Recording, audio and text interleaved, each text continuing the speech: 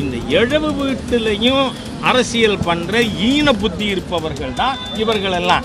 அது வைகோவா இருக்கட்டும், திருமாவளவனா இருக்கட்டும். இந்தியாவில் இருக்கக்கூடிய அப்பாவி இஸ்லாமியர்களின் மீதான தாக்குதலாக இது மாறிவிடக் கூடாது என்று திரும்ப சொல்லியிருக்கிறாரு.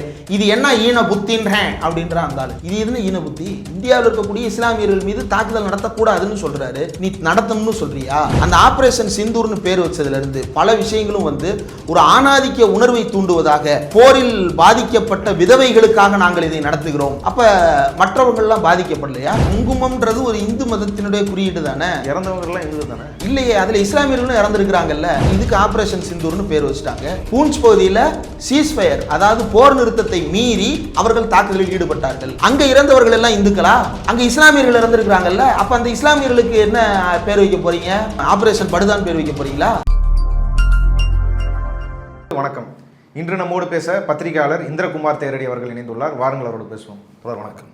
இந்தியா பாகிஸ்தான் மீது நடத்தின சிந்தூர் தாக்குதல் குறித்து ஒரு விளக்கத்தை அனைத்து கட்சிகளுக்கும் கொடுக்கறதுக்காக ராஜ்நாத் சிங் தலைமையில் இன்னைக்கு அனைத்து கட்சி கூட்டம் கூட்டப்பட்டிருந்தது. இந்த நேரத்தில் ரொம்ப முக்கியத்துவமான கூட்டமாக அது பார்க்கப்படுது. அதில் ஒன்றிய அரசு சார்பாக கொடுக்கப்பட்ட விளக்கமும் எதிர்கட்சிகள் இல்லை மற்ற கட்சிகள் எல்லாம் அவங்களோட ஒத்துழைப்பு கொடுக்கறதாகவும் பேசியிருந்தாங்க. அதை நீங்கள் எப்படி பார்க்குறீங்க? இல்லை, அனைத்து கட்சி கூட்டம் இன்றைக்கு கூட்டப்பட்டது முடிந்து விட்டது. கிட்டத்தட்ட ஒரு 90 நிமிடங்கள் பேசப்பட்டிருக்கு. திமுக, காங்கிரஸ் உள்ளிட்ட எல்லா கட்சிகளுமே அதில் கலந்துட்டு இருக்கிறாங்க. இப்போ வரைக்கும் அஃபீஷியலாக நாங்கள் என்ன ப்ரீஃபிங் கொடுத்தோம் அப்படின்றத அவங்க கொடுக்கல. இப்போ உதாரணத்திற்கு இப்போ தமிழ்நாடு அனைத்து கட்சி கூட்டம் ஏதோ ஒரு விவகாரத்தில் நடத்துகிறாங்க அப்படின்னா அதெல்லாம் வெளிப்படையாக டிரான்ஸ்பரண்ட்டாக லைவ் இருக்கும். பல்வேறு சேனல்களுடைய ரிப்போர்ட்டர்ஸ் உள்ளே இருப்பாங்க, அதெல்லாம் கவர் பண்ணி போடுவாங்க.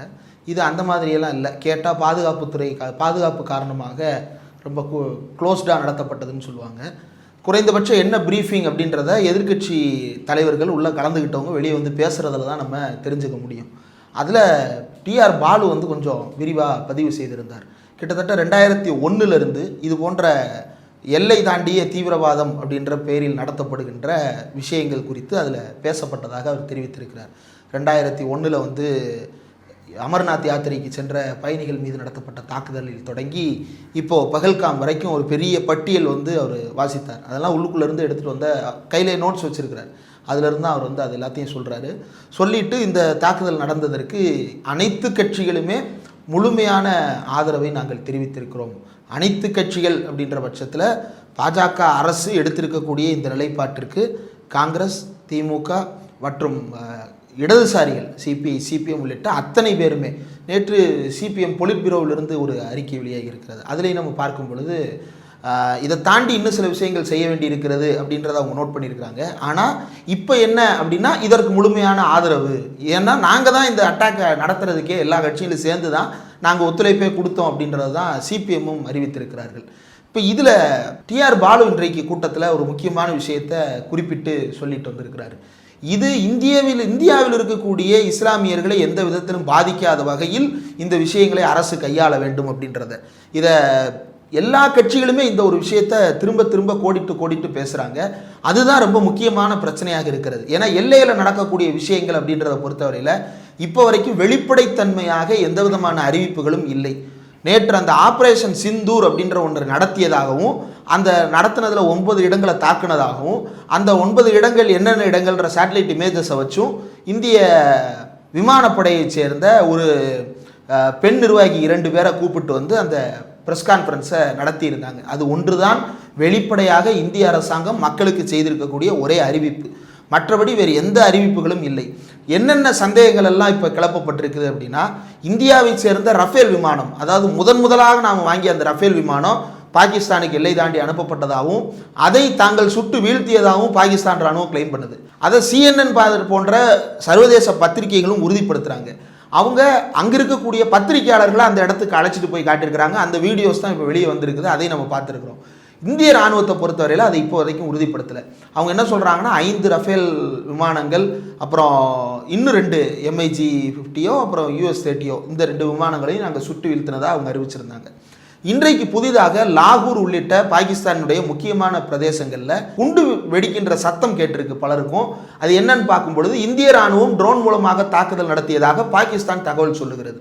ஆனால் இந்திய தரப்பிலிருந்து இப்போ வரைக்கும் அதை ஒத்துக்கலை. அப்போ என்ன நடக்குது அப்படின்ற ஒரு குழப்பமான மனநிலையில் இந்திய சமூகம் தள்ளப்பட்டிருக்கிறது. இந்த குழப்பத்தில் தள்ளுவதற்கு பின்னால் இருக்கக்கூடிய அரசியல் தான் ரொம்ப ஆபத்தானது. ஒரு தாக்குதலை நடத்துகிறாங்க அல்லது நடத்தலை அப்படின்னா அதை விரிவாக மக்கள் முன்னாடி சொல்ல வேண்டிய பொறுப்பு அவர்களுக்கு இருக்கிறது. நம்ம வந்து இஸ்ரேல் பாலஸ்தீன் போலவோ அல்லது உக்ரைன் ரஷ்யா போலவோ இரண்டு தரப்பிலும் ஆயுதம் தாங்கிய குழுக்கள் போராட்டத்தை நடத்தி இருவரும் மோதிக்கொள்வதுன்ற அளவில் நம்ம போர் நடத்தலை. மாறாக தீவிரவாத இடங்களில் தானே தாக்குதல் நடத்தியிருக்கீங்க. போர்னு சொல்ல முடியாதுல்ல, இது போரே கிடையாது. ஒரு இடத்துல தாக்குதல் நடத்தி இருக்கிறாங்க, அவ்வளவுதான். ராணுவமும் மோதிக்கொள்வது தானே போராக இருக்க முடியும். இரண்டு ராணுவமே எங்கேஜ் ஆகணுமே, அப்படி எங்கேஜ் ஆகுது போல தெரியல. ஆனாலும் போர் நடப்பது போன்ற ஒரு மனநிலைக்கு இந்தியர்களை தள்ளுவது, அந்த மனநிலை எப்படியான ஒரு மனநிலையாக இருக்குது அப்படின்னா கம்ப்ளீட் மேல் சாவனிஸ்டிக் மைண்ட் செட்டாகவும் கம்ப்ளீட் இந்து சாவனிஸ்டிக் மைண்ட் செட்டாகவும் இருக்கிறது. அந்த ஆப்ரேஷன் சிந்தூர்னு பேர் வச்சதுலேருந்து பல விஷயங்களும் வந்து ஒரு ஆணாதிக்க உணர்வை தூண்டுவதாக, போரில் பாதிக்கப்பட்ட விதவைகளுக்காக நாங்கள் இதை நடத்துகிறோம், இதெல்லாம் எவ்வளவு பழமையான ஒரு விஷயம், ரொம்ப பழமைவாதமான விஷயம் இல்லையா? விதவைகளுக்காக நாங்கள் இந்த போரை நடத்துகிறோம், அப்ப மற்றவர்கள்லாம் பாதிக்கப்படலையா? பெண்கள் மட்டும் பாதிக்கப்பட்டிருக்கிறார்கள்ன்ற மாதிரி இல்லை. இது ஒரு நாட்டுக்கே பெரிய ஒரு அச்சத்தை கொடுத்தாலும் ஒரு துயரமான செய்தியாக இருந்தாலுமே குறிப்பாக வந்து அந்த இறந்த 24 ஆண்களோட மனைவிகள் தானே நேரடியாக குறிப்பாக பாதிக்கப்பட்டிருக்குது. அவங்களுக்கான ஒரு நீதியை பெற்று தரக்கிறதுக்கான அந்த தலைப்பு வச்சிருக்கிறாங்க. இல்லையா? அதில் எல்லா பேரும் குங்குமம் வைக்கிறவங்களா? குங்குமம்ன்றது ஒரு இந்து மதத்தினுடைய குறியீடு தானே. இறந்தவங்கலாம் இந்து தானே. இல்லையே, அதில் இஸ்லாமியர்களும் இறந்துருக்கிறாங்கல்ல. அதே போல் இதுக்கு ஆப்ரேஷன் சிந்தூர்னு பேர் வச்சுட்டாங்க. சரி, இப்போது பூஞ்சுன்ற பகுதியில் வந்து பாகிஸ்தான் இராணுவம் கிராஸ் ஃபயரில் ஈடுபட்டிருக்கிறாங்க. அது இந்த மாதிரியான துப்பாக்கி சூடு சம்பவங்கள் அடிக்கடி அந்த பகுதிகளில் நடக்கக்கூடியது தான்.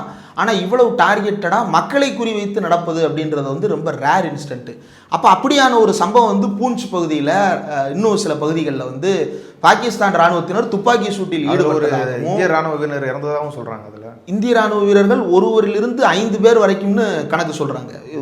4 நேரத்துக்கு நேரம் கணக்கு கூடிக்கிட்டே போகுது. முதல்ல ஒருத்தர்னாங்க, அப்புறம் 2 பேர், இப்போ 5 பேர் வரைக்கும் இந்திய இராணுவத்தை சேர்ந்தவர்கள் இறந்திருப்பதா தகவல். அதே போல் பொதுமக்கள் அப்படின்னு பார்க்கும் பொழுது அதில் குழந்தைகள் எல்லாம் இறந்திருப்பதாகவெல்லாம் தகவல் வருது. அப்போ இதை பற்றி இந்திய அரசு மக்களுக்கு அறிவிக்க வேண்டிய பொறுப்பு இருக்கா இல்லையா? நீங்கள் எல்லை தாண்டி அந்த நாட்டின் மீது தாக்குதல் நடத்துனீங்க, அதை வெளிப்படையாக அறிவிச்சிங்கல்ல. இந்திய நாட்டின் மீது பாகிஸ்தான் இராணுவம் தாக்குதல் நடத்துச்சு அப்படின்னா இந்திய நாட்டு குடிமக்களுக்கு அதை தெரிவிக்க வேண்டிய பொறுப்பு இந்திய அரசுக்கு இருக்கிறதா இல்லையா? மீடியா ரிப்போர்ட் தான் வருதே தவிர அவங்க ஒரே ஒரு அறிவிப்பு தான் கொடுத்தாங்க. பூஞ்ச் பகுதியில் சீஸ்ஃபயர், அதாவது போர் நிறுத்தத்தை மீறி அவர்கள் தாக்குதலில் ஈடுபட்டார்கள். அந்த தாக்குதலில் எத்தனை பேர் பலியானார்கள், எவ்வளவு பேர் மருத்துவ வசதியில் இருக்கிறாங்க, இந்திய அரசாங்கம் அந்த பகுதியில் பாதுகாப்பு பணிகளை மீட்பதற்கு என்ன நடவடிக்கை எடுக்கிறது, எதையுமே அவங்க வெளிப்படையாக சொல்லவே இல்லை. அங்கே இறந்தவர்கள் எல்லாம் இந்துக்களா? அங்கே இஸ்லாமியர்கள் இறந்துருக்கிறாங்கல்ல. அப்போ அந்த இஸ்லாமியர்களுக்கு என்ன பேர் வைக்க போகிறீங்க? ஆப்ரேஷன் படுதான் பேர் வைக்க போகிறீங்களா? எனக்கு புரியலையே. அப்போ இதுக்கு மதவாத சாயத்தை பூசுறது இந்திய அரசாங்கம். அதை எதிர்த்து இன்றைக்கு கேள்வியை நம்ம முன் வச்சாங்க அப்படின்னா, அதை விமர்சித்தாங்க அப்படின்னா, அதை ஈன பூத்தின்றது, அதை ஏதோ இவர்கள் தான் உலக அறிவாளிகள் போல பிஹேவ் பண்ணுறது. இதில் இந்த விஷயங்கள் எல்லாத்தையும் வரிசையாக எடுத்து பாருங்கள். ஆப்ரேஷன் சிந்தூர்னு ஒன்று நடக்குது. இந்தியாவில் இருக்கக்கூடிய எல்லா கட்சிகளும் அந்த ஆப்ரேஷன் சிந்தூருக்கு தங்களுடைய ஆதரவை தெரிவித்திருக்கிறார்கள். இராணுவம் இந்தியாவில் இருக்கக்கூடிய இஸ்லாமியர்களுக்கு பாதிப்பு ஏற்படுத்தாத வகையில் நடந்துக்கணும் அப்படின்றதையும், அப்பாவி மக்கள் மீது எந்த விதமான நடவடிக்கையும் இல்லாத அளவுலையும் செயல்படணும் அப்படின்னு சொல்லிட்டு பலரும் வற்புறுத்துறாங்க.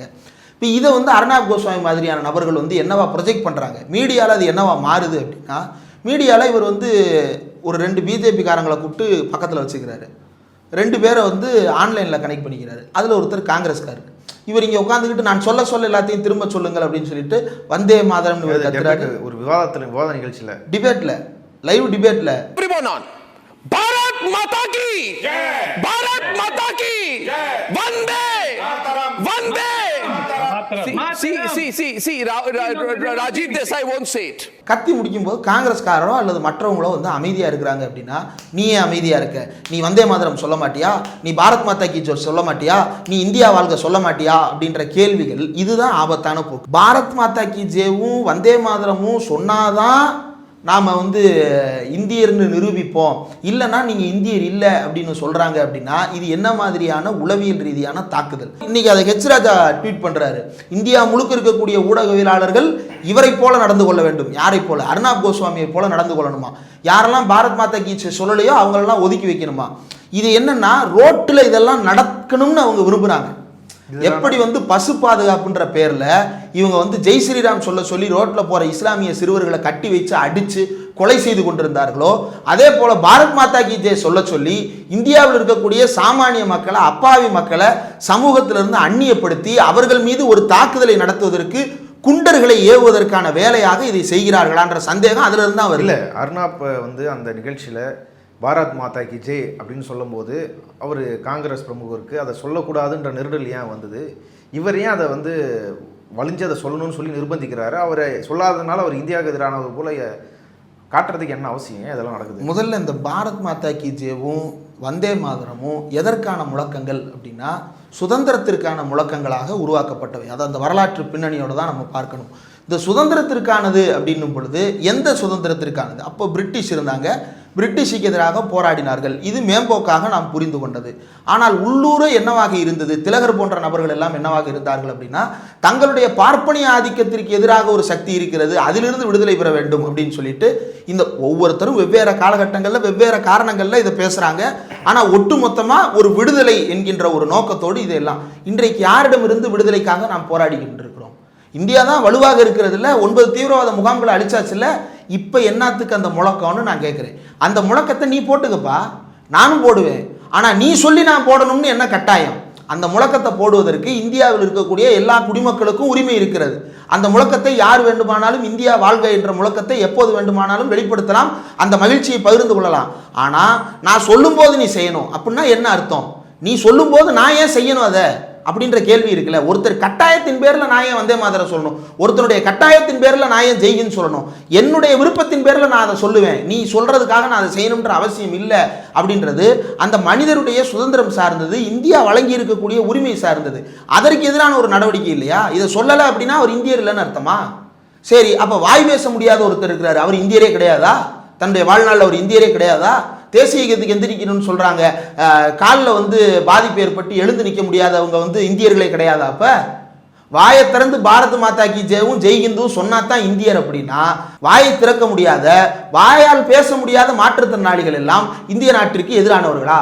அதுக்கு அவர் பதில் சொல்லணும். இல்லை, அதுக்கு எனக்கு அர்த்தமே தெரியாது அப்படின்ற ஒருத்தர் இருந்து அந்த வார்த்தையை சொல்லணுமா? இப்போ தமிழர்களுக்கு வந்து அந்த வார்த்தைக்கு அர்த்தமே தெரியாது. வந்தே மாதரம்னா என்ன நமக்கு தெரியுமா? தெரியாது. பாரத் மாதா கி ஜெயனா ஜெயினா வாழ்கன்ற முழக்கம், பாரத மாதா வாழ்க, ஓ அப்படியா அப்படின்னு சொல்லிட்டு நம்ம மேம்போக்கா புரிஞ்சு வச்சிருக்கிறோம். உள்ளபடியே அர்த்தம் எல்லாருக்கும் தெரியுமா? தெரியாது. அப்போ நான் ஏன் அர்த்தம் இல்லாத ஒரு முழக்கத்தை போடணும்? இந்திய நாடு வாழ்க நான் சொல்லுவேன், அது எனக்கு தோணும் போது நான் சொல்லுவேன். நான் இந்தியா நல்லபடியாக முன்னேறி இருக்கிறதுன்னு நினைக்கும் போது நான் சொல்லுவேன். நான் எப்போ பாரத மாதா கி ஜெய் சொல்லணும்னு நினைக்கிறேன் அப்படின்னா, இந்தியாவில் இருக்கக்கூடிய சாதிய கட்டமைப்புகள் எல்லாம் உடைந்து இந்தியர்கள் அனைவரும் சமத்துவவாதிகளாக வாழ தொடங்கும் பொழுது நான் பாரத மாதா கி ஜெய் சொல்லணும்னு நினைக்கிறேன். அதை நீ உருவாக்கி, அப்போ அதை நீ உருவாக்காத நீ இந்தியாவுக்கு எதிரி நான் சொல்றதுல எந்த தப்பும் இல்லைல்ல. அப்போ இப்படி மாறி மாறி மாறி மாறி இந்த வார்த்தைகளை வைத்துக்கொண்டு சண்டை போடுவது எதை நோக்கி நம்ம நகர்த்தோம்? இந்த மாதிரியான சமூக வலைதள குழப்பங்களை உருவாக்குவது தான் இந்த சூழலில் இருக்கக்கூடிய பெரிய ஆபத்து. இந்தியா முழுக்க இருக்கக்கூடிய எல்லா சமூக வலைதள பக்கங்களையும் பாருங்க, ஒவ்வொருத்தரும் ஒவ்வொரு தகவல் சொல்லுவான். இந்திய ராணுவம் இப்போ வரைக்கும் லாகூரில் நடந்த ட்ரோன் அட்டாக்கை பற்றி உறுதிப்படுத்தலை. சமூக வலைதளம் என்ன சொல்லுது? அச்சாம்பார், லாகூரில் போய் இந்திய ராணுவம் அச்சாம்பார் அப்படின்னு சொல்லிட்டு சமூக வலைதளம் ஃபயர் விடுது. இது என்ன மாதிரியான மனநிலை? இது உண்மையா பொய்யா அல்லது வேறு யாரும் நடத்தினதா? பாகிஸ்தான் ராணுவம் என்ன சொல்லுதுன்னா, இந்தியாவே இந்தியர்கள் மீது தாக்குதலை நடத்தி கொண்டிருக்கிறதுன்னு பாகிஸ்தான் ராணுவம் சொல்லுது. இந்திய ராணுவம் என்ன சொல்லுது? பாகிஸ்தானுக்கு உள்ளுக்குள்ள இருந்து தீவிரவாதிகள் இங்கே வராங்கன்னு சொல்லுது. பாகிஸ்தான் இன்னொன்று என்ன சொல்லுது? இந்தியர்கள் தான் பாகிஸ்தானுக்குள்ள தீவிரவாதிகள் அனுப்புறாங்கன்னு அவன் சொல்றான். அப்போ இந்த ஜியோ பாலிட்டிக்ஸுக்கு உள்ளுக்குள்ள சாமானியனை கொண்டு வந்து தலையில் கட்டி அவனை இதுக்கு பதில் சொல்ல வேண்டிய நெருக்கடிக்கு உள்ளாக்குவது என்ன மாதிரியான அரசியல் என்றால், இந்தியாவை மத ரீதியாக பிளவுபடுத்த வேண்டும் என்கின்ற அரசியல் தான். அதனால தான் திருமாவளவனும் சரி, கார்கேவும் சரி, டிஆர் பாலுவும் சரி திரும்ப திரும்ப சொல்றது, இந்தியாவில் இருக்கக்கூடிய இஸ்லாமியர்கள் மீது இதனுடைய ஒரு துருப்பு கூட திரும்பக்கூடாது என்பதை திரும்ப திரும்ப சொல்லுவதற்கான காரணம் அதுதான். இல்லை, அப்படி டிஆர் பாலு அவர்களும் இல்லை திருமாவளவன் அவர்களும் ஏன் இதை சொல்லணும்? இங்கே என்ன அப்படி ஒரு பிரச்சனை நடக்குது? அங்கே பாகிஸ்தான் தீவிரவாதிகளோட முகாமை தான் வந்து தாக்கியிருக்கிறாங்க. அதனால இல்லை காஷ்மீர் நடந்த தாக்குறதுனாலும் இல்லை இந்தியா நடத்த சிந்தூர் ஆப்ரேஷன்னாலும் இங்கே இருக்கிற இஸ்லாமியர்கள் என்ன பாதிப்பு வந்தது? அப்படியே தான் நடந்திருக்கா? 2 உதாரணம். ஒன்று, ஒரு சின்ன பையன்ட்ட போய் மைக்கை போட்டு கேட்குறாங்க. கேட்கும் பொழுது அவர் என்ன சொல்கிறாரு? போர் கூடாதுன்றாரு. ஏன் போர் கூடாதுன்னு சொல்கிற? ஆமாங்க, எங்கே போர் நடந்தால் மக்கள் 2 பக்கமும் சாவாங்க, மக்கள் சாகக்கூடாதுன்னு நான் நினைக்கிறேன். அப்போ நீ பாகிஸ்தானுக்கு ஆதரவு தெரிவிக்கிறியா? அங்கே இருக்கக்கூடிய மக்களும் சாகக்கூடாதுன்னு நான் நினைக்கிறேன். அப்போ நீ பாகிஸ்தானுக்கு ஆதரவாளரா? இல்லைங்க, எங்கேயுமே மக்கள் சாகக்கூடாதுன்னு நான் நினைக்கிறேன். அப்போ நீ பாகிஸ்தானா? ஒரு சின்ன பையன் போருக்கு எதிராக பேசுகிறான்னா நம்ம என்ன செய்வோம்? அவனுக்கு ஃபயர் விட்டு கொண்டாடுவோம். தமிழ்நாட்டில் அப்படி ஒருத்தன் பேசுனான்னா இப்படி இருக்குன்னுடா ஒரு புள்ள, போர் கூடாதுன்னு சொல்கிறான்டா, மனிதநேயத்துக்காக நிற்கிறான்டா அப்படின்னு சொல்லிட்டு நம்ம பேசுவோம். ஆனால் இவனுக்கு என்ன பண்ணுறாங்க, அந்த பையனை வில்லனாக்கி நாளைக்கு அந்த பையனுடைய எதிர்காலத்தை கேள்விக்குள்ளாக்குற அளவுக்கு அந்த பையனை வச்சு டிபேட் நடத்துகிறான் அந்த நாய். இப்போ இந்த வேலைகளை தானே செய்துட்டு இருக்கிறாங்க. இது ஒன்று. ரெண்டாவது, அந்த பஹல்காம் தாக்குதலில் கொல்லப்பட்ட ஒரு நபர், கடற்படை வீரர், அவருடைய மனைவி, அவங்க என்ன சொல்கிறாங்க அப்படின்னா, இஸ்லாமியர்கள் தான் அங்கே பல பேரையும் ஓடி வந்து காப்பாற்றினாங்க, அதனால் இஸ்லாமியர்களை குறிவைத்து நீங்கள் எந்த தாக்குதலையும் செய்யாதீர்கள், இஸ்லாமியர் என்பதற்காகவே அவர்களை குறிவைக்காதீர்கள், அமைதியாக நாம் வாழ்ந்து கொண்டிருக்கிறோம், அந்த அமைதி சூழலை கெடுத்து விடக்கூடாது, வெறுப்பு பரவக்கூடாது அப்படின்னு அவர் சொல்கிறார். தீவிரவாதிகளை தாக்குங்கள், தீவிரவாதிகள் மீது நடவடிக்கை எடுங்கள், ஆனால் அப்பாவி இஸ்லாமியர்களை பலிகடாவாக்காதீர்கள் அப்படின்னு அவர் சொல்கிறார். உடனே என்ன பண்ணுறான், அந்த பொண்ணு யார் யாரெல்லாம் ஃபாலோ பண்ணுறாங்கன்னு பார்த்து, அதில் யார் யாரெல்லாம் முஸ்லீம்னு பார்த்து, அந்த முஸ்லீம்களுக்கும் இந்த பொண்ணுக்கும் தொடர்பு இருக்குன்னு எழுதுறான். அந்த முஸ்லீம்களுடைய சமூக வலைதள பக்கங்களை பூரா குறி வச்சு இவன் தாக்குதல் நடத்துறான். அப்படின்னா இந்த மதவெறி தானே நம்ம எதிர்க்கிறது. பாகிஸ்தான் தீவிரவாதியை ஒருத்தனா அந்த பொண்ணு லவ் பண்ணுதான் நல்லா இப்படி பேசுன்ற அளவுக்கு சொல்லிட்டாங்க, பரப்புறான்ல. அப்ப பாகிஸ்தான் தீவிரவாதியை லவ் பண்றதுன்ற அளவுக்கு இவன் வன்மத்தை பரப்புறான். இந்தியாவில் இருக்கக்கூடிய அந்த பொண்ணுக்கு 4 இஸ்லாமிக் ஃப்ரெண்ட் இருக்கத்தான் செய்வான். ஏன்னா இந்தியாவில் இருக்கக்கூடிய எல்லோருக்கும் யாரோ ஒரு இஸ்லாமியர் நண்பராகத்தான் இருக்கிறாரு. அப்போ நாம் யாரெல்லாம் முஸ்லீம்ஸை ஃபாலோ பண்ணுறோன்றதை பார்த்துட்டு அவங்க எல்லாரையும் வந்து டார்கெட் பண்ணி, பாருங்க இவங்களெல்லாம் இந்த அம்மா ஃபாலோ பண்ணுது, இவன் பூரா தீவிரவாதி, இந்த அம்மா தீவிரவாத சதி செயலில் ஈடுபட்டு இருக்குது அப்படின்னு எவ்வளவு கேவலமான ஒரு பொய்யை பரப்புறான். அப்போ நாளைக்கு என்ன பண்ணுவான், இந்தியா முழுக்க அமைதி விரும்பும் வகையில் யார் பேசினாலும் அவங்களுடைய இன்ஸ்டாகிராம் சோஷியல் மீடியா அக்கௌண்ட்ஸுக்கு போய் அவங்க எந்த முஸ்லீமெல்லாம் ஃபாலோ பண்ணுறாங்களோ அவங்களெல்லாம் தீவிரவாதியாக மாற்றுவது. அப்போது இந்த சண்டை எல்லையில் நடக்கலை, எல்லையை தாண்டி இது நம்ம வீட்டு வரைக்கும் வந்துருச்சு, அந்த இடத்துல இருந்தானே திருமாவளவனும் டிஆர் பாலுவும் அதை பேச வேண்டியது இருக்கிறது. அதை தான் வலியுறுத்தி இன்றைக்கும் அனைத்து கட்சி கூட்டத்தில் டிஆர் பாலு பேசிட்டு வந்திருக்கேன் அப்படின்னு சொல்கிறாரு. ஒரு மதத்தை குறிவைத்து தாக்குதலாக இது மாறிவிடக்கூடாது அப்படின்னு டிஆர் பாலு இன்றைக்கு அனைத்து கட்சி கூட்டத்தில் சொல்லியிருக்கிறதா வெளியே வந்து சொல்லியிருக்கிறாரு. இதே தான் திரும்பவும் சொல்கிறாரு. இந்த கேள்வியை கொண்டு போய் எச்ராஜாட்ட கேட்டால் எச்ராஜா என்ன சொல்கிறாரு, கேள்வியே முடியலை, திரும்ப வந்து என்ன சொல்கிறாரு அப்படின்றத பத்திரிகையாளர் ஒருத்தர் சொல்கிறாரு. என்ன சொல்கிறாருன்னா, இந்தியாவில் இருக்கக்கூடிய அப்பாவி இஸ்லாமியர்களின் மீதான தாக்குதலாக இது மாறிவிடக்கூடாது என்று திரும்ப சொல்லியிருக்கிறாரே. நான் என்ன சொல்றேன், இது என்ன ஈன புத்தி? இந்த இழவு வீட்டிலையும் அரசியல் பண்ற ஈன புத்தி இருப்பவர்கள் தான் இவர்கள் எல்லாம். அது வைகோவா இருக்கட்டும், திருமாவளவனா இருக்கட்டும். இது என்ன ஈன புத்தி? இந்தியாவில் இருக்கக்கூடிய இஸ்லாமியர்கள் மீது தாக்குதல் நடத்தக்கூடாதுன்னு சொல்றாரு, நீ நடத்தணும்னு சொல்றியா? அப்படி நடத்தணும்னு சொல்றேன்னா அப்ப அதை எதிர்த்து பேச வேண்டிய பொறுப்பும் கடமை எனக்கு இருக்குல்ல. பாகிஸ்தானின் பெயரால இந்தியாவில் இருக்கக்கூடிய முஸ்லிம்களை நீ குறிவைத்து தாக்குதல் நடத்துவாய் என்றால் அதற்கு எதிராக துணிச்சலாக பேசக்கூடிய தைரியமும் திராணியும் திருமாவளவனுக்கும் டிஆர் பாலுவுக்கும் தான் இருக்குது. அப்படின்னா அவர்களின் பக்கம் தான் சமூகம் நிற்கும், உன் பக்கம் நிற்காது. அதனால அந்த வெறுப்புலையும் விரக்திலையும் என்ன வருது அப்படின்னா ஈன புத்தி அப்படின்னு வருது. எது ஈன புத்தி அப்படின்னா, சமூக வலைதளத்தில் சாமானியனாக வாழ்ந்து கொண்டிருக்கக்கூடிய இஸ்லாமியர்களை தீவிரவாதியாக பார்க்கறது. இஸ்லாமியர் யாரோ ஒருத்தருக்கு பிரியாணி கொடுத்து உதவுறாருன்னா அந்த பிரியாணியில் வந்து குழந்தையின்மைக்கான மருந்தை கலந்து கொடுக்குறாங்க அப்படின்னு சொல்லிட்டு பொய்யை பரப்புறது. இந்த மோகன்ஜி சத்ரியா மாதிரியான சில தற்குறிகள் வந்து பரப்புனாங்க இல்லையா, பஞ்சாமிர்தத்தில் அதை கலக்குறாங்க, இதை கலக்குறாங்க, அண்ணா அதை செய்கிறாங்க, இதை செய்கிறாங்க, முஸ்லீம் கடையில் செவி வழியா கேட்ட செய்தி அப்படின்லாம் பேசுறான் இல்லையா. இப்படியான வதந்திகளின் மூலமாக இந்தியாவில் இருக்கக்கூடிய இஸ்லாமியர்களை தனிமைப்படுத்துவது, அதுதான் இதனுடைய பெரிய அஜெண்டாவாக நாம பார்க்க வேண்டியது இருக்கிறது. எல்லையில் நடக்கிறதுன்றது வேற, ஆனால் எல்லையில் நடப்பதை வேடிக்கை காட்டி நமக்கு இங்கே இஸ்லாமியர்களை செக்ரிகேட் பண்ணுறது, பொது நீரோட்டத்திலிருந்து அவர்களை அந்நியப்படுத்தி அவர்களை சங்கிகளுக்கு இரையாக்குவது அல்லது சாமானியர்களை அமைதியாக்குவது. இப்போ மதுரையில் போய் மீனாட்சி அம்மன் திருவிழா நடக்கும்போது யாரோ ஒருத்தன் பாயை மேலே கையை வைக்க போகிறான் அப்படின்னா, யாரா அவன் அப்படின்னு சொல்லிட்டு வேற ஒரு இந்துவோ அல்லது எந்த சமயத்தை சேர்ந்தவனோ டக்குன்னு தடுத்து நிறுத்துவான். எதுக்குடா பாயை தேவையில்லாமல் அடிக்கிற அப்படின்னு போய் நிறுத்துவான். இவனுடைய இன்ஸ்டிங் இருக்குல்ல, தேவையில்லாமல் எதுக்குடா ஒரு பாயை போய் அடிக்கிறேன்னு போய் தடுத்து நிறுத்துகிற இன்ஸ்டிங் இருக்குல்ல, இந்த இன்ஸ்டிங்க்டை தடுத்து நிறுத்தணும், இந்த உள்ளுணர்வை மட்டுப்படுத்தணும் அல்லது அந்த உள்ளுணர்வை அவனுக்குள்ளேயே புதைக்கணும். அப்போத்தான் அவன் ஐசோலேட் ஆவான், இன்னொருத்த அவனை போய் அடிக்கிறதை வேடிக்கை பார்க்குறவனா மாறுவான். அப்போ இந்தியாவில் இருக்கக்கூடிய இந்துக்கள் அத்தனை பேரையும் குற்றவாளிகளாக மாற்றி இஸ்லாமியர்களுக்கு எதிரான தீவிரவாதிகளாக RSS காரனை போல இந்தியாவில் இருக்கக்கூடிய இந்துக்கள் எல்லோரையும் மாற்றுகின்ற சதி திட்டத்தை இவர்கள் செய்து கொண்டிருக்கிறார்கள். அதற்கு தேசபக்தி என்கின்ற பெயரால் ஜெய்ஹிந்து சொல்லு, பாரத மாதா வாழ்க சொல்லு அப்படின்னு சொல்லிட்டு நம்மளை வற்புறுத்தலாம். அப்படின்னா அப்படித்தான் என்னுடைய கற்பை நிரூபிக்க வேண்டும் என்கின்ற அவசியம் இல்லை. இந்தியாவோட தாக்குதல், இந்தியாவோட நடவடிக்கை, இது எல்லா கட்சிகள் தலைவர்களும் வந்து வரவேற்று வராங்க. ஆனால் பொதுவாக பல விஷயங்கள் ஒரு ஒன்றிய அரசாங்கம் வந்து செய்யும் போது அதுக்கு விமர்சனங்கள் எல்லா தரப்புலேருந்து இருந்துட்டு தான் இருந்தது. அந்த விமர்சனங்களை சொல்கிறவங்கள எச்ராஜா போல் சில பேர் வேணால் ஆன்டி இந்தியன் அப்படி இப்படின்னு சொல்லிட்டு போவாங்க. ஆனால் இந்த விஷயத்தில் வந்து இஸ்லாமியருக்கு எதிராக இங்கே யாரும் பாதிக்கப்படக்கூடாதுன்னு பேசுகிற அந்த ஜனநாயக இது வாய்ப்பு இருக்குதுல்ல, அதை குறைக்கும். அது கூட இருக்கக்கூடாதுன்ற அளவுக்கு ஒரு அரசியல் நடக்கிறதுக்கான காரணம் என்ன? ஒரு போர்னு வந்துட்ட பிறகு, இல்லை நாட்டுக்கே பாதுகாப்பு பிரச்சனைன்ற வந்த பிறகு, இல்லை நாட்டில் யாரோ 2 பேர் செத்துட்டாங்கன்ற போது இதுக்குள்ளே வந்து கருத்து சொல்கிறதோ இல்லை வேற ஒன்று பேசுகிறதோ இருக்கக்கூடாதுன்ற ஒரு சூழலை உருவாக்குறதுக்கான இது பிஜேபியினுடைய ட்ரோல் ஆர்மி மற்றும் பிஜேபியினுடைய எலக்டோரல் மிஷினரியின் மீது மற்றவர்களுக்கு இருக்கக்கூடிய பயத்திலிருந்து இது எல்லாமே வர்றதை நம்ம பார்க்க முடியுது. காங்கிரஸ் கட்சி வந்து இந்த தாக்குதலினுடைய உண்மையை கேள்வி கேட்டோ அல்லது வேறு விஷயங்களை கேள்வி கேட்டோ பகிரங்கமாக ராகுல் காந்தி வந்து ரொம்ப அளந்து சில வார்த்தைகளை பேசிட்டு நகர்ந்துடுறாரு.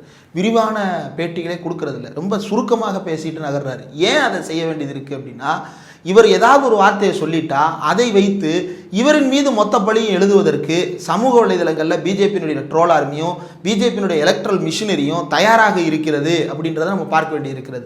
அதை வைத்து அவர்கள் மீது தேச துரோக வழக்கில் எப்படி ஸ்டான் சுவாமி போன்றவர்களை, ஆனந்த் தெல்டும்டே போன்றவர்களை வீட்டு சிறையில் வைத்து எதையும் பேச விடாமல் முடக்கி இருக்கிறார்களோ அது போன்ற ஒரு முடக்கு நிலைக்கு தள்ளுவதற்கு ஒரு அரசு தயாராக இருக்கிறது. அதையெல்லாம் தாண்டி இந்தியாவினுடைய பாதுகாப்பு என்ற இடத்திலிருந்து இதை ஆதரிக்க வேண்டிய பொறுப்பு இருப்பதாக தேசிய கட்சிகளுக்கு ஒரு பெரிய நெருக்கடி இருக்கத்தான் செய்கிறது. அதை ஆதரிக்கிறதுல எந்த தப்பும் இல்லை. ஆனால் அதில் இவங்க கொடுக்குற டிஸ்க்ளைமருக்கு வரக்கூடிய எதிர்ப்புகள் இருக்குல்ல, அந்த எதிர்ப்பு தான் இந்தியாவினுடைய நவீன முகம், கோர முகம், ரொம்ப அருவருக்கத்தக்க வெறுப்பை தூண்டுகின்ற மோசமான ஒரு முகம். அதை தான் இன்றைக்கி நம்ம கவுண்டர் பண்ண வேண்டியது இருக்கிறது. ஒன்றும் இல்லை, இப்போ ராகுல் காந்தியோ அல்லது திருமாவோ அல்லது டிஆர் பாலுவோ அல்லது மற்றவர்களோ இந்த தாக்குதலில் எங்களுக்கு கனத்த சந்தேகங்கள் இருக்கிறது, எதிரி நாட்டில் இருக்கக்கூடிய அப்பாவிகளை தாக்கக்கூடாது, அல்லது இந்தியாவில் தாக்கப்பட்ட அப்பாவிகளுக்கு எங்கே நீதி, இது எல்லாமே எங்கேருந்து ஆரம்பிக்குது? காஷ்மீரில் செக்யூரிட்டி குறைபாட்டின் காரணமாக ஆரம்பிக்கிறது. உள்ளே வர வேண்டியவனை தடுத்து நிறுத்தி இருந்தால், அந்த உள்ள வந்த நபர்கள் தாக்குதல் நடத்த வந்தாங்கன்னு சொல்கிறாங்க இல்லையா, அவன் வராமல் இருந்திருந்தா, அவன் வராமல் தடுக்கப்பட்டிருந்தா இந்த சிச்சுவேஷனே கிடையாதுல்ல. அப்போ அவன் வராமல் தடுத்திருக்க வேண்டிய பொறுப்பு இந்த அரசுக்கு இருக்குது. அவன் வராமல் தடுக்க வேண்டிய பொறுப்பிலிருந்து தவறியது அமித்ஷா, அவர் பதவி விலகணும் அப்படின்ற கோரிக்கைகள்லாம் ஒருத்தர் முன்வைக்கிறார் அப்படின்னா உடனே என்னவா பிராண்ட் பண்ணிடுறாங்க அப்படின்னா, இல்லை இவங்க வந்து இந்தியாவுக்கு எதிரானவர்கள், இவர்கள் தான் பாகிஸ்தானின் சதிகாரர்கள், இவர்களின் காரணமாகத்தான் உள்ளே வருதுன்னு சொல்லிட்டு மொத்த நரேஷனை இவங்க பக்கம் திருப்பி விட்டுட்டு பிஜேபி ஒரு பக்கம் குளிர் காய்ந்து கொண்டிருக்கிறது. பகல்காம் அட்டாக் அப்புறமா திருமாவளவன் அவர்கள் மட்டும்தான் அந்த மாதிரி விஷயத்த சொன்னார். இது வந்து அமித்ஷா தான் அதுக்கு பொறுப்பு எடுத்துக்கணும், பதவி விலகணும் அப்படின்றத சொன்னார். சொன்ன உடனே வந்து எல்லா தரப்புல இருந்தும் அவருக்கு வந்து இது வரைக்கும் கொடூரமான விமர்சனங்கள் எல்லாமே வச்சுட்டாங்க. உமானந்தெலாம் ஒரு கட்டத்துக்கு மேலே போய் அவர் வாயில தான் குண்டை வைக்கணும் இப்படிலாம் பேசினாருன்னா, மாரிதாஸ்லாம் வந்து தீவிரவாதத்தை ஆதரிக்கிற கட்சி தான் விசிகா, அவனுக்கு இன்றைக்கி எக்ஸ்போஸ் ஆகிட்டானுங்க. இதனால் வரைக்கும் காஷ்மீரில் சுட்டுட்டு இருந்தவங்கலாம் போராளின்னு சொன்னானுங்க, தீவிரவாதியில் போராளின்னு சொன்னாங்க. அவங்க இன்றைக்கி எக்ஸ்போஸ் ஆகிட்டான்றதுக்காக இஸ்லாமியர் மேலே வெறுப்பு சொல்கிறாங்கன்னு சொல்கிறாங்க அப்படின்னு சொல்லி எவ்வளோ முடியுமோ அவ்வளோ திருமாவளவன். இப்போ இப்படி ஒரு வன்மம் பரவுதில்லை. இந்த வன்மத்துக்கு எதிராக திருமா பேசியது சரி, நாங்கள் திருமா பக்கம் நிற்கிறோம்னு எவ்வளவு குரல்கள் வெளியில் வந்தன. இல்லை இது அதான் ஏன் வரலை, அது வராமல் இருக்குது இல்லை, அதை தான் அவன் விரும்புகிறான். இது வராமல் இருக்கணும்னு அவன் விரும்புகிறான். அதில் அவன் கொஞ்சம் கொஞ்சமாக முன்னேறிட்டு இருக்கிறான் அப்படின்றது தான் ஆபத்தான ஒரு போக்கு. இவ்வளவு நாளும் ரொம்ப காத்திரமாக விமர்சித்து கொண்டிருந்த ஒரு கூட்டமே கூட இந்த பகல்காம் அட்டாக் வந்ததற்கு பிறகும் அல்லது வந்து இந்த எல்லை தாண்டிய பயங்கரவாதத்தை தடுத்து நிறுத்தும் நடவடிக்கையாக பாகிஸ்தானின் 4 இடங்கள், பாகிஸ்தான் ஆக்குபைடு காஷ்மீரில் 5 இடங்கள் மீது தாக்குதல் நடத்தப்பட்ட பிறகு ஒரு பெரிய மயான அமைதியை பார்க்க முடிகிறது. இது நம்ம என்ன சொல்ல போகிறோம், நம்ம கவனமாக சொல்லணும், நம்ம தப்பு பண்ணிடக்கூடாது, நம்ம இதில் மாட்டிடக்கூடாது, நம்ம இதில் ஏதாவது சொன்னோம் அப்படின்னா ஏதாவது சிக்கலாயிருமோ அப்படின்ற ஒரு பயத்தை எல்லோருக்கும் கடத்தி இருக்கிறார்கள். அந்த பயத்தை கடத்திய அந்த சூழல் தான் ரொம்ப ரொம்ப ஆபத்தானது. அதை தான் இன்றைக்கி நம்ம பார்க்குறோம். அதுதான் ஒரு பெரிய மயான அமைதிக்கு காரணமாக இருக்கிறது இந்தியா முழுக்க. தமிழ்நாட்டுடைய சூழல் வேறையாக இருக்கலாம், ஆனால் தமிழ்நாட்டை மட்டும் ஐசோலேட் பண்ணிட்டு நம்ம இந்தியாவை பேச முடியாது. அப்போ இந்தியா முழுக்க என்ன சூழல் இருக்குது அப்படின்றது தான் நம்ம பேச வேண்டியிருக்கிறது. திருமாவளவன் மீது இப்போ இங்கே பரப்பின சங்கியல் வதந்தியை தானே பார்க்குறோம். இன்னும் அங்கெல்லாம் பரப்பிட்டு இருப்பான். தமிழ்நாட்டில் இப்படி ஒரு தலைவர் இருக்கிறாரு, அவர் என்னெல்லாம் பேசுகிறாரு தெரியுமான்னு அங்கெல்லாம் பரப்பிட்டு இருக்கிறான். அங்கே நம்ம என்ன செய்ய போகிறோம் அப்படின்றது இருக்குல்ல. அங்கே வந்து ஒரு பெரிய மயான அமைதி ஏற்கனவே கிரியேட் பண்ணிட்டான். இவர் மல்லிகார்ஜுன கார்கே கூட அதே குற்றச்சாட்டை வச்சார். செக்யூரிட்டி லேப்ஸ் இருக்குது, மோடி வந்து பயணத்தை வந்து கேன்சல் பண்ணியிருக்கிறார், அவருக்கு அந்த மாதிரி தகவல் வந்துருக்குது, அப்போ அவர் பாதுகாக்கப்பட்ட போது ஏன் மக்கள் பாதுகாக்கப்படலன்ற கேள்வி அவர் எழுப்பினார்.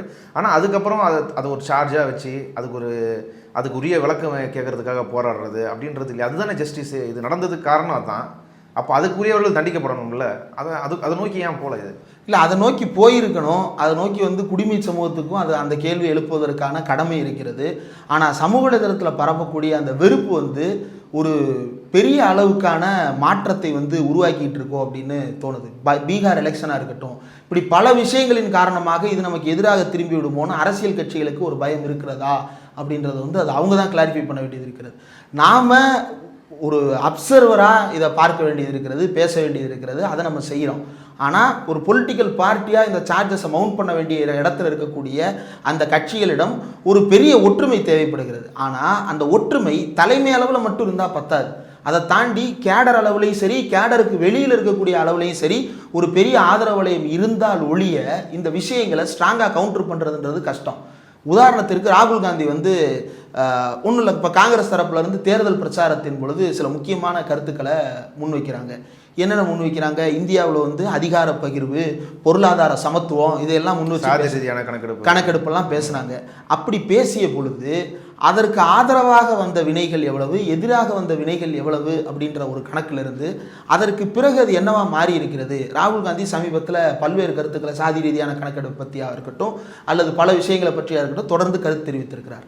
அதற்கு சமூகத்திலிருந்து வந்த ஆதரவு இருக்குல்ல, அது ராகுல் காந்தியை தொடர்ந்து பேச தூண்டுவதற்கு போதுமானதாக இல்லையா அப்படின்ற கேள்வியை நம்ம சேர்த்தான் எழுப்பணும். நம்ம தமிழ்நாட்டின் குரலை மட்டும் பார்க்கணும். தமிழ்நாட்டின் குரல் அவரின் பக்கம் நிற்கிறது, திருமா பக்கம் நிற்கிறது, ராகுல் பக்கம் நிற்கிறது, கார்கே பக்கம் நிற்கிறது. ஆனால் மற்ற இடங்கள்லேருந்து அந்த ஆதரவு இல்லை. அப்போ கீழே ஒன்று நடக்குது, மேலே ஒன்று நடக்குது, நடுவில் ஒரு பெரிய கேப் இருக்குன்றதை பார்க்க முடியுது. அந்த கேப்பை கன்ஸ்ட்ரக்ட் பண்ண, அந்த கேப்பில் ஒரு பிரிட்ஜ் கன்ஸ்ட்ரக்ட் பண்ண வேண்டிய வேலை காங்கிரஸ்ன்ற ஒரு பெரிய பார்ட்டியினுடைய ஸ்ட்ரக்சர் பண்ண வேண்டிய வேலை. அந்த வேலை நடக்காத பொழுது ராகுல் இந்த கருத்தை சொல்லுவது அப்படின்றது ராகுல் தற்கொலை செய்து கொள்வதற்கு சமமானது. அப்போ அதனால் ராகுல் மாறுகிறாரா அப்படின்றதையும் நம்ம யோசிக்க வேண்டியது. இது காங்கிரஸுடைய வளர்ச்சி போக்குகளிலிருந்து இதை நம்ம பேச வேண்டியது இருக்குது. ராகுல் ஏன் இதை பேசலை, கார்கே ஏன் இதை பேசலை அப்படின்னா அந்த நடுவில் இருக்கக்கூடிய கேப்பை பிரிட்ஜ் பண்ணுவதற்கான ஒரு இணைப்பை உருவாக்குவதற்கான வேலையை அந்த கட்சி தொடர்ந்து செய்ய முயற்சிக்கிறது. ஆனால் அதில் தொடர்ந்து தடைகள் ஏற்பட்டு கொண்டே இருக்கிறது. அப்போது அதிலிருந்து தான் அதை பேசணும். மக்கள் இயக்கங்களுக்கெல்லாம், தேர்தலுக்கு வெளியில் இருக்கக்கூடிய மக்கள் இயக்கங்களுக்கு என்ன மாதிரியான சிக்கல் ஏற்படுத்தப்பட்டு அவர்களுக்கும் மக்களுக்கும் இருக்கக்கூடிய தொடர்பை அறுப்பதற்கான தொடர் கண்காணிப்பு வேலைகள் எல்லாம் நடந்ததோ அதே வேலைகள் இன்றைக்கு அரசியல் கட்சியில் இருக்கக்கூடிய அத்தனை பேருக்கும் பின்னால் நடந்து கொண்டிருக்கிறது. அப்ப இதையும் சேர்த்து எதிர்கொள்ள வேண்டியிருக்கிறது. அதனால தான் இந்த சூழல் ரொம்ப ஆபத்தானதாக போகுது. இந்தியா பாகிஸ்தான் யுத்தம் என்கின்ற பெயரால் எவ்வளவு தடைகளை இவர்கள் உருவாக்க பார்க்கிறார். காங்கிரஸ் ஒர்க்கிங் கமிட்டி ரெசல்யூஷன் போட்டு என்ன முடிவு எடுக்கிறாங்கன்னா எல்லா ஆக்டிவிட்டீஸையும் கொஞ்ச நாளைக்கு ஹோல்டு பண்ணுவோன்னு முடிவு எடுக்கிறாங்க. ஆனால் ஐபிஎல் ஹோல்டு பண்றதுக்கான முடிவை அமித்ஷா மையம் எடுக்கவே மாட்டார். ஐபிஎல் இன்னும் நடந்துட்டு இருக்குது, பிளே ஆஃப்ஸ் இன்னும் நடந்துட்டு இருக்குது. என்ன ஆச்சு இப்போ ஐபிஎல்? என்ன ஆச்சு ஐபிஎல்? ஏன் இன்னும் நடக்குது? சமூகம் கொண்டாடிட்டு இருக்கே ஐபிஎல்ல, அதுக்கு என்ன செய்ய போறோம்? ஐபிஎல்ல நிறுத்தி இருக்கணும்ல. இன்றைக்கு இப்படி ஒரு சூழல் இருக்குது, சமூகம் கொண்டாடலாமான்னு டெல்லியிலையும் கான்பூர்லையும் மற்ற இடங்கள்லையும் லைட்டை பூரா அமர்த்தி விட்டுட்டு யாருமே வெளியே வராதிங்கன்னு வீட்டில் அடக்கி வைக்கிறாங்க. சென்னை உட்பட மாற்று இடத்துல நடக்குது. கிரவுண்டு மட்டும் அப்படியே இருக்கு, கிரிக்கெட் கிரவுண்டு மட்டும் வெளிச்சமாக இருக்கிறது, அங்கே மட்டும் எந்த இதுவுமே நடக்கலை. அதை மட்டும் தேசபக்திக்கான கேள்வியே வரலை அப்படின்னா இதுதான் பிரச்சனை. இப்போ இவனுக்கு தேசபக்தி பற்றின கேள்வியே கிடையாது. ஆனால் இவன் என்ன சொன்னாலும் அவனுடைய தேசபக்தியை கொஸ்டின் பண்ணுறதுக்கு ஒரு பெரிய ட்ரால் ஆர்மி இயங்கி கொண்டே இருக்கிறது. இந்தியா நடத்தின சிந்தூர் அட்டாக், அதுக்கப்புறமேட்டு பாகிஸ்தான் மறுபடியும் பூஞ்சியில் நடத்தியிருக்குது. ரெண்டாவது பஞ்சாப் பகுதியில் ஒரு மிசைல் அமைச்சதாகவும் அதை இந்தியா விழுத்தினதாகவும் செய்திகள் வருது. இந்தியா இன்னும் அதிகாரப்பூர்வமாக அதுவும் சொல்லலை. இப்படி தொடர்ச்சியாக இங்கேருந்து அங்கேருந்து தாக்குதல் நடந்துட்டு இருக்கும்போது இது நிற்குமா, போரா தொடருமா அப்படின்ற ஒரு அபாயம் மக்கள் மத்தியில் இருக்குது. இந்த நிலையில் அதிமுகவை சார்ந்த முன்னாள் அமைச்சர் ராஜேந்திர பாலாஜி எடப்பாடி ஆணையிட்டா என் தலைமையில் 1000 பேரை கூப்பிட்டு போய் 10 நாள் துப்பாக்கி ட்ரைனிங் எடுத்துகிட்டு போய் பாகிஸ்தான் கூட போர் செய்ய தயாருன்றாரு. இது எப்படி, அது உணர்வுபூர்வமாக பேசுகிறான்னு எடுத்துக்கிறதா, இது எப்படி எடுத்துக்கிறது? இல்லை, இதில் என்ன உணர்வு வேண்டி கிடக்குது? அவர் மட்டும் இல்லை, நயினார் நாகேந்திரனும் போர் ரெடி ஆகிட்டார். இப்போ இவங்க பூரா என்ன பண்ணணும் அப்படின்னா, எதுக்கு 10 பேரை முதல்ல நீங்கள் போங்க, நீங்கள் போய் ஜாயின் பண்ணுங்கள், அதற்கு பிறகு மற்றவங்களை கூட்டிகிட்டு போக முடியாது. இல்லை அவங்க போகணுன்னு ஆசைப்படுறாங்கல்ல, ஏன் போகக்கூடாது? மோடி எதையும் செய்யக்கூடியவர் இல்லையா, அசாத்தியமானதை சாத்தியப்படுத்தக்கூடியவர் தானே மோடி. இப்போ இவங்களெல்லாம் கூட்டிகிட்டு போய் இந்தியா முழுக்க இப்படி இவ்வளோ பேர் இருக்கிறாங்க, இராணுவத்துக்கு ஆதரவு தெரிவிக்கிறதா சொல்கிறாங்க. அங்கே நிறைய வேலைகள் இருக்குல்ல, பார்டரில் நிறைய வேலைகள் இருக்கும். ஏதாவது ஒரு வேலையில் இவங்களெல்லாம் கொண்டு போய், இப்போ ராஜேந்திர பாலாஜிக்கு பல பிரச்சனைகள் இருக்கிறது. ஆவினில் பால்கோவா வாங்கிட்டு போனதுக்கே இன்னும் அவர் கணக்கு காட்டல. அப்போ அதெல்லாம் கணக்கு காட்டாமல் தப்பிச்சுக்கலாம் அப்படின்றதுக்காக இந்த தேசபக்தி ட்ராமா. எப்படி அதிமுக தன்னுடைய வழக்குகளிலிருந்து தப்பித்துக் கொள்வதற்காக பாஜகவை ஆதரித்து ஒரு ட்ராமா போடுதோ, அதே போல ராஜேந்திர பாலாஜி போன்ற நபர்களும் கூட தன்னை காப்பாற்றிக் கொள்வதற்கு இந்த தேசபக்தி ட்ராமாவை அவங்க அரங்கேற்ற வேண்டிய ஒரு நெருக்கடியிலிருந்து இந்த ட்ராமா பண்ணிட்டு இருக்கிறாங்க. இப்போ இதெல்லாம் ஏதாவது அர்த்தம் உள்ளதாக இருக்கிறதா? 10 பேரை கூட்டிட்டு போய் நான் ராணுவ பயிற்சி 100 பேர் 1000 பேரா 1000 பேரை கூட்டிட்டு போய் நான் ராணுவ பயிற்சி எடுத்துட்டு எல்லைக்கு போறேன் அப்படின்றதுல ஏதாவது அர்த்தம் இருக்கிறதா? இதுக்கு எடப்பாடி பழனிசாமி கட்டளை வேற இடணுமா? இல்லை, இது ஒரு பக்கம் கேலியாக இருந்தாலும் அருணா பேசுகிற அவர் தூண்டுற வரைக்கும் இதுக்கு என்ன வித்தியாசம்? எந்த வித்தியாசமும் கிடையாது. ஏற்கனவே இதெல்லாம் பேசிக்கிட்டு இருந்தவர் தான் ராஜேந்திர பாலாஜி. தமிழ்நாட்டில் வந்து இஸ்லாமியர்களை பற்றிய கேள்வி வரும் பொழுது அவங்க பூரா பாகிஸ்தானுக்கு போட்டுன்னு பேசினவர் தான் இந்த ராஜேந்திர பாலாஜி. மோடி எங்கள் டாடின்னு பேசினவர் தான் இந்த ராஜேந்திர பாலாஜி. இது ராமராஜ்யம் தான் பேசினவர் இந்த ராஜேந்திர பாலாஜி. இந்த ராஜேந்திர பாலாஜின்ற நபர் வந்து இஸ்லாமியர்களுக்கு எதிராக வன்முறையை தூண்டுகின்ற வகையில் இப்போ இல்லை, கடந்த 4 ஆண்டுகளாக பேசி இருக்கிறார். நடுவில் கொஞ்ச நாள் இந்த கேஸ் வந்ததுனால பெங்களூர் பக்கம் தப்பிச்சு போனார். போலீஸ் பிடிச்சிட்டு வந்ததுக்கப்புறம் இப்போ இந்த எலெக்ஷன் வர்றதுனால கொஞ்சம் ஜும்லா காட்டிட்டு வெளியே வந்து நிற்கிறாரு. மறுபடியும் இஸ்லாமிய வெறுப்பை அவர் பரப்புறாரு. இப்போ இதை வந்து இஸ்லாமிய வெறுப்பை கிரவுண்டுக்கு கொண்டு போகிறதுக்கு இந்த மாதிரியான கோமாளிகளை பயன்படுத்துகிறார்கள். நாம் உண்மையிலே அவர்களை கோமாளிகளாக நினைத்தாலும் கூட இந்த கோமாளி கூட்டம் பேசுவதையும் கேட்பதற்கு ஒரு குரூப் வந்து தயாராக இருக்கிறது. ஓ ஆமாம், நம்மளும் அப்படி போகிறதுக்கு தயாராக, இப்போ போகிறதுக்கு தயாராகிறேன்னு பேசுகிறானே, யாராவது நாளைக்கு காலையில் வண்டியை கொண்டு வந்து நிப்பாட்டினா ஏறி போவான்னு நினைக்கிறீங்களா? ஏங்க, போர் நடக்கிறதுக்கு போகிறேன்னு சொல்கிறானே, பக்கத்து வீட்டில் புருஷனுக்கு பொண்டாட்டிக்கு சண்டை, ரோட்டில் உட்காந்து அடிச்சுக்கிட்டு இருக்கிறாங்க, போய் தடுத்து நிறுத்துறதுக்கே வக்கில்லாத இவங்க தான் எல்லையில் போய் பாகிஸ்தான் ராணுவத்தை நிப்பாட்டி சண்டை போட போகிறாங்களா? இப்போ இது வந்து ஒரு இதை தான் அந்த ஆணாதிக்க மனநிலை அப்படின்றது.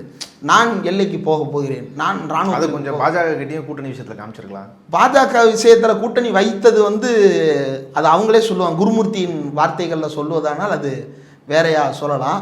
ஆனால் இந்த ஆதிக்க உணர்வு அப்படின்றது வந்து பாஜகவை தாண்டியதாக வளர்ந்து கொண்டிருக்கின்ற உணர்வு. நல்லா படித்தவனா, நல்ல வேலைக்கு போகிறவனா, நல்லா ஜாலியாக இருக்கிறான். ஆனால் டக்குன்னு ஒரு வாட்ஸ்அப்பில் ஸ்டேட்டஸை வச்சு, ஆஹா பாருங்கள் என் பாரதத்தின் பெருமை பாருங்கள் அப்படின்னு சொல்லிட்டு ஸ்டேட்டஸ் வச்சுட்டு போகிறான். இவன்லாம் என்ன எதிர்பார்க்குறான் அப்படின்னா போர் வரணும்னு எதிர்பார்க்குறான். இவன் என்ன நினச்சிட்டான்னா, போர்னா இங்கேருந்து அங்கே சுட்டு பாகிஸ்தானை காலி பண்ணிடுவோம். இப்போ இது வந்து ஒரு அசாத்தியமான பெருமித உணர்வு. நான் தாண்டா பெரியாள், நான் அடித்தா அவன் காலிடா அப்படின்ற ஒரு மிதப்புலேருந்து வருது. அது அப்படி தான் நடக்குமா அப்படின்னா அப்படி நடக்காது. இப்போ ரஷ்யா கூட தான் நினச்சது, நம்மளை விடையாட அந்த உக்ரைன் ஆள், நம்ம அடித்தோம்னா அந்த உக்ரைன் தாங்குவானான்னு நினச்சான். உக்ரைன் இன்னும் நிற்கிதே, இன்னும் சண்டை போட்டுட்டு இருக்குதே. அப்போ ரஷ்யா மாதிரியான அமெரிக்காவுக்கு இணையான அணு ஆயுதங்களையும் அமெரிக்காவுக்கு இணையான எல்லா விதத்திலையும் சமமான வந்து போட்டியாளராக இருக்கக்கூடிய ரஷ்யா உக்ரைன் மாதிரியான இத்தினூண்டு நாடு, இந்தியா அளவுக்கு கூட இல்லை, இலங்கை அளவுக்கு இத்தினூண்டா இருக்கக்கூடிய ஒரு நாட்டில் இன்னும் சண்டை போடுறான் போட்டுக்கிட்டே இருக்கிறான். சரி, இஸ்ரேல் பாலஸ்தீன் எடுத்துங்க, அவனுக்கெல்லாம் உலகத்தில் எந்த நாடுமே ஆதரவு கிடையாது, அவன் கிடக்கிறான் தீவிரவாதி பையன்னு இஸ்ரேல்காரன் நினச்சி பாலஸ்தீன் மேலே கொண்டு போடுறேன்னு ஆரம்பித்தான். முடிஞ்சதா போர்? அப்போ இந்தியா மாதிரியான ஒரு அணு ஆயுத சக்தியும் பாகிஸ்தான் மாதிரியான ஒரு அணு ஆயுத சக்தியும் மோதிக்குது அப்படின்னா அது அவ்வளவு பாகிஸ்தான் வைத்திருக்கு. இங்கேருந்து வீசுகிற குண்டு எங்கே போய் விழுகுதுன்றது ரெண்டாவது, அவன் வீசுகிற குண்டு இங்கே எங்கே வந்து விழுகுன்றது ஒரு கணக்கு இருக்குல்ல. நம்ம வீசுகிற குண்டு அங்கே பலுச்சிஸ்தான் போய் தாக்கும், நம்ம வீசுகிற குண்டு லாகூரை போய் தாக்கும், நம்ம வீசுகிற குண்டு பாகிஸ்தானுடைய ஆப்கானிஸ்தானின் அடுத்த கட்ட எல்லையை போய் தாக்கும். எல்லாம் தாக்கட்டும், ரைட்டு. அவன் ஒரு குண்டு வீசுனா மும்பையில் மகாராஷ்டிராவில் மும்பையை காலி பண்ணலாமே, அதுக்கு என்ன பதில்? அப்போது இங்கே மட்டும் மும்பையை தாக்குனா தான் பொருளாதார சீரழிவுன்ற அவசியமே இல்லையே. 2 இராணுவமும் கார்கில் மாதிரியான போர்களை இப்போ நடத்த முடியுமா? அந்த போர்களை நடத்த ஆரம்பித்தா இன்றைக்கி என்ன ஆகும் அப்படின்னா, நமக்கு இருக்கக்கூடிய பொருளாதார சூழ்நிலையில் பணவீக்கம் என்பது கொடூரமானதாக மாறி இந்தியா இலங்கையை போன்ற ஒரு பெரிய சீரழிவு பொருளாதாரத்தை, ஏற்கனவே இந்த பொருளாதாரம் சீரழிந்து போய் கொண்டிருக்கிறது. இதில் போர்னு ஒன்றெல்லாம் நடத்துவதற்கு இந்த அரசாங்கத்திற்கு எந்த திராணியும் கிடையாது, நடத்தவும் மாட்டார்கள். அப்படி நடத்தினால் இந்தியர்கள் அத்தனை பேரின் தலையும் அடகு வைத்துத்தான் அந்த போரை நடத்தணும். அப்படி ஒரு போர் நடக்க வேண்டும் என்று விரும்புகிறார்கள் என்றால் உண்மையான தேச விரோதிகள் அப்படியான போரை விரும்புகிறவர்கள் தான் தேச விரோதிகளை தவிர மற்றவங்க கிடையாது. ஒரு ஊரில் 2 குரூப்புக்கு நடுவில் சண்டை வந்துருச்சுன்னா அந்த ஊரோட பொருளாதாரம் எவ்வளோ பாதிக்கப்படுது, அந்த ஊரினுடைய அமைதி எவ்வளோ பாதிக்கப்படுது. ஒரு நாட்டுக்கும் போர் நடக்குது அப்படின்னா அது எவ்வளோ பெரிய ஒரு அசம்பாவிதத்தை நாடு முழுக்க நிகழ்த்தும். இன்னொன்று, இந்த போர் விரும்பிகள் இருக்கிறாங்கல்ல, இந்த போர் விரும்பிகள் நாளைக்கு என்ன செய்வான் அப்படின்னா, இவன் எல்லாரும் மாற மாட்டான், இவன் எல்லாம் பயந்தாங்குழி பையன், சமூகத்தில் ஸ்டேட்டஸ் போடுறதுக்கு தான் லாய்க்கு. ஆனால் இதில் ஒரு குரூப் என்ன ஆகும் அப்படின்னா, ஆமாடா நான் நடத்தி காட்டுறேன்டான்னு பக்கத்தில் இருக்கக்கூடிய இஸ்லாமியரை போய் தாக்குவான். அவனுடைய கோழைத்தனத்தை மறைத்து கொள்வதற்காக பக்கத்தில் இருக்கக்கூடிய இஸ்லாமியரை போய் தாக்குவான். அதைத்தான் எச் ராஜா விரும்புகிறார், அதைத்தான் அர்ணாப் கோஸ்வாமி விரும்புகிறான், அதைத்தான் ராஜேந்திர பாலாஜியும் செய்ய விரும்புகிறார். இவ்வளவு நேரம் இந்த செய்தி குறித்து உங்கள் கருத்துக்களை விரிவாக பகிர்ந்து கொண்டதுக்கு நன்றி.